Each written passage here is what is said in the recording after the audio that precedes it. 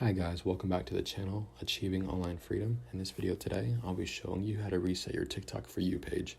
It is quite simple to do, so let's go ahead and get started. The first thing you want to do is to open up the TikTok app. I'm at profile right now, but in order to start changing your For You page, you need to start scrolling through videos.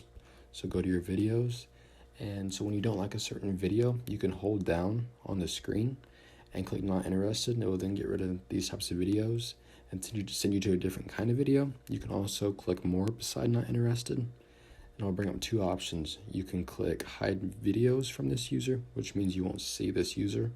And then you can also click hide videos with this sound, which means you will not hear videos with this sound with this video. You can also like videos, which could change the algorithm, and you can go to discover and scroll through here and see different videos and possibly change the TikTok algorithm. So this is how you start changing your For You page, and it should start to change over time when you start doing this. I hope this video helped. If it did, please make sure to like and subscribe. It helps out the channel a lot, and I will see you in the next video.